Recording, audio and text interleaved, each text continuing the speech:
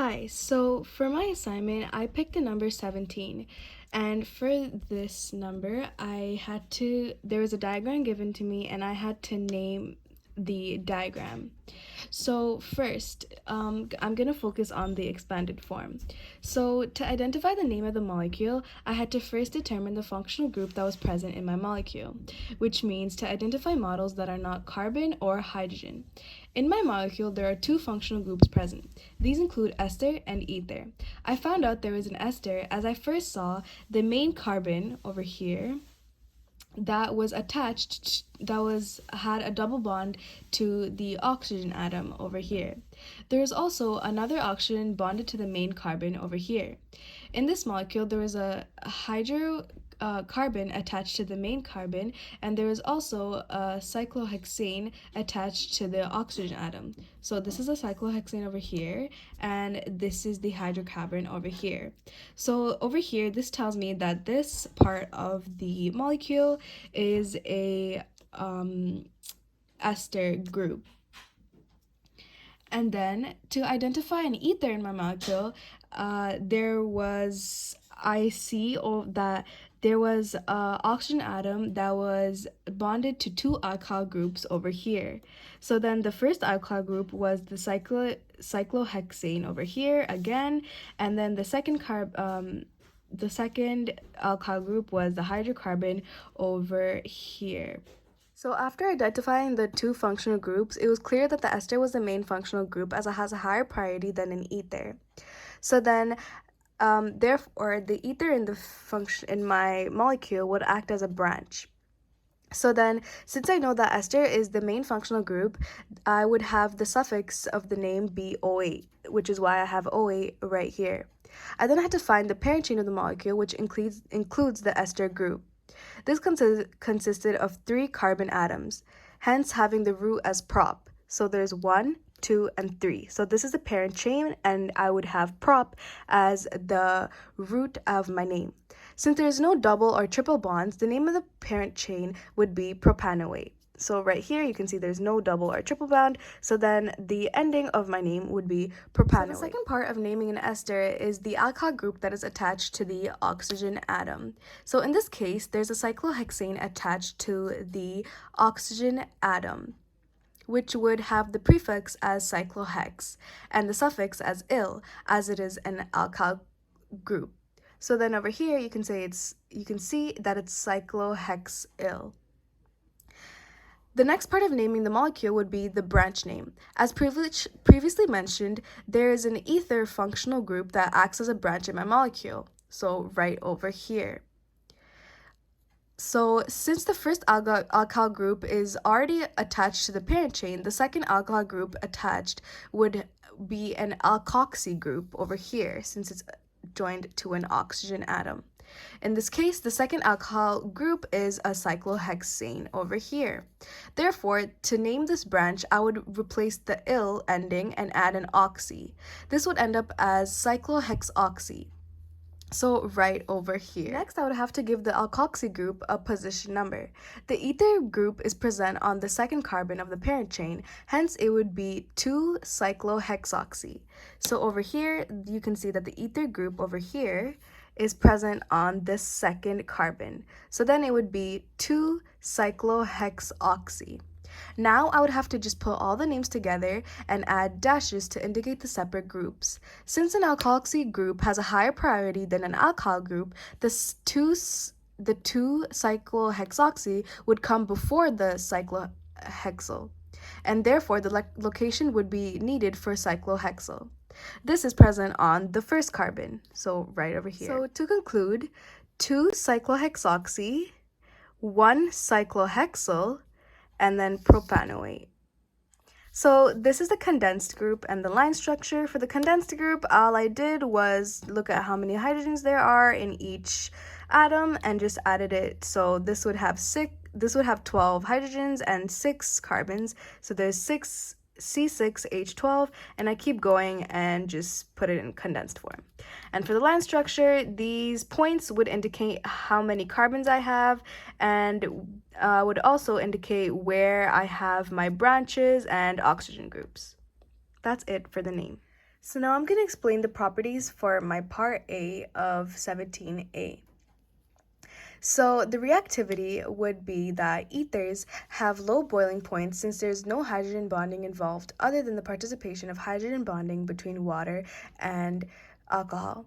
Ethers are also used more as solvents, therefore are relatively unreactive, and are known to be the least reactive common class of organic compounds. Esters, however, are fairly reactive due to their polar bonds between the carbon and oxygen bonds. Next, I'm going to talk about the molecular geometry and bond angle. So, the molecular geometry of the ester in this molecule is trigonoplanar. This is because the central carbon is double bonded to an oxygen atom, which also has a single bond to an oxygen atom and a single bond to a hydrocarbon. So, over here and over here. With 3 atoms attached to this carbon, it can be determined that the molecular geometry is trigonoplanar. Since there are 3 atoms to the carbon atom, the bond angle would result in 120 degrees, making the molecule flat. For the ether, in this molecule, the molecular geometry is bent. This is because the center of the ether is oxygen, which consists of 2 lone pairs of electrons on the oxygen and 2 sigma single bonds attached to it. So over here and over here. Hence, the electrons push the hydrogen atoms closer together, making the bond angle to be 104.5 degrees. This forces the molecular geometry on the ether oxygen to be bent. Now I'm going to talk about the polarity. The polarity depends on polar bonds in the molecule, which has to have the electronegativity difference as 0.4. The difference in electronegativity in carbon and hydrogen is 0.4, as carbon is 2.5 and hydrogen is 2.1. Hence, this makes the bond nonpolar. However, there are more carbon and oxygen bonds in my molecule, where oxygen has an electronegativity of 3.5 and carbon has an electronegativity of 2.5, which makes the difference in electronegativity as 1, therefore making the bond polar. Since there are more polar bonds in my molecule, the molecule is polar, but can also be slightly negative due to the carbon and hydrogen bonds.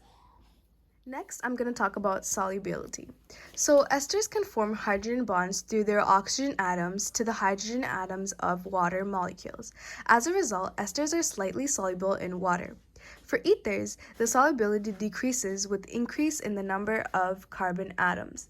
The relative increase in the hydrogen portion of the molecule decreases the tendency of hydrogen bonding formation. Therefore, since there is a cyclohexane attached to the oxygen atom over here, there are more carbon and hydrogen bonds, hence the solubility decreases. Therefore, this molecule is slightly soluble in water. And finally, I'm going to talk about the intermolecular force. Esters are polar molecules and so have dipole-dipole interaction as well as London dispersion force, as all molecules have at least the weakest London dispersion force. However, they have no hydrogen bonding hydrogen atoms attached directly to the oxygen atom. They are therefore incapable of engaging in intermolecular hydrogen bonding with one another. Ethers molecules have no OH group, hence no intermolecular hydrogen bonding, but they can participate in hydrogen bonding with water and alcohol. Ethers have a dipole-dipole force as they are polar bonds between the carbon and oxygen atom. This also allows for slightly negatively charged ends and slightly positively charged ends as well. So this is the second part of my assignment. I got 2-amino 3-methyl cis 2-trans 4-octadiene. So I have expanded, condensed, and the line structure here. So to be able to draw out these structures, I had to first look at the root of the name. So the root of the name is octadiene. This tells me that the oct means there's going to be 8 carbons, and the ene tells me that there's going to be a double bond in this molecule. So the position over here is 4. So that tells me that on the 4th carbon, there's going to be a double bond. And so there's 8 carbons over here and a double bond on the 4th carbon. Next, I had to look at the cis-2 trans. So for the cis-2 trans, I know that on the second carbon, there's going to be a double bond. And I'll go over the cis and trans at the end. So next I had to look at the 3-methyl. The 3 indicates that on the third carbon, there's going to be a methyl group. So as you can see, it's right over here. And finally, I had to look at the 2-amino at the front of the name, which tells me that on the second carbon, there's going to be an amino present. So when you draw out the structure, this is how it looks like, and you can see that the cis-2 trans is present, as these two branches are on the same side, which tells me that there are a cis. And then on the the fourth and the fifth carbon, there is 2 hydrogens on the opposite side that tells me that they are trans. So that's it for the expanded form. And so there are hydrogens present to indicate that they are expanded, and you can see every atom in this expanded form. For the condensed form, what I did was I saw how many hydrogens were like bonded to each carbon and how many hydrogen was bonded to the nitrogen, and I just drew it out. So here there's 3 hydrogens, so it's CH3, and I keep going and count how many hydrogens and draw the same thing but in condensed form.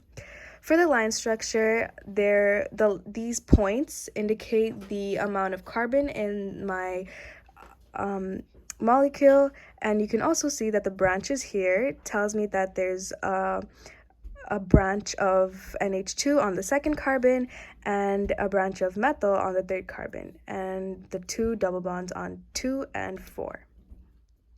Now I'm going to be talking about the properties of the second part of my assignment.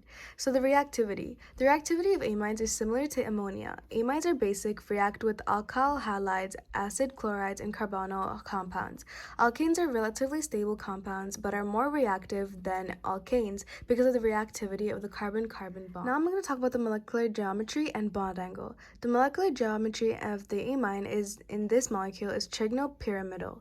The functional group is a primary amine, as it has 1 alkyl group attached to it along with 2 hydrogen bonds, also having a lone pair of electrons above the nitrogen.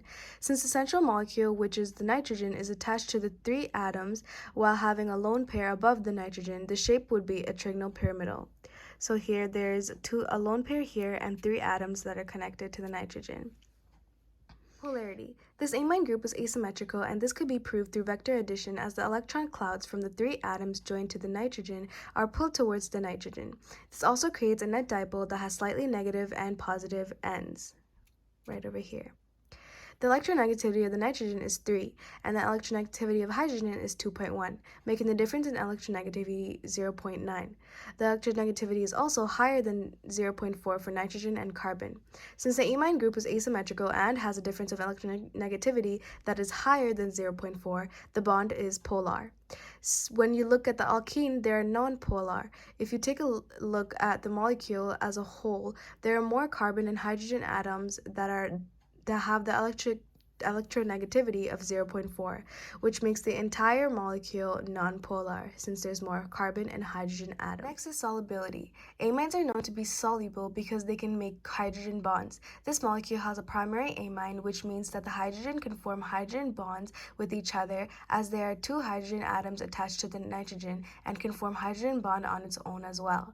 Hence, they are soluble in water. When you look at the alkene, they are insoluble in water and are only soluble in nonpolar solvents, like this molecule. Lastly, I'm going to talk about the intermolecular force. Amines are polar molecules and so have dipole-dipole interaction, and alkenes also have the weak dipole-dipole interaction. This means that there are slightly positively charged ends and slightly negatively charged ends, as well as London dispersion force, as all molecules have at least the weakest London dispersion force. Amine also contains hydrogen atoms. They are therefore incapable of engaging in intermolecular hydrogen bonding with one another as well. Thank you for my assignment.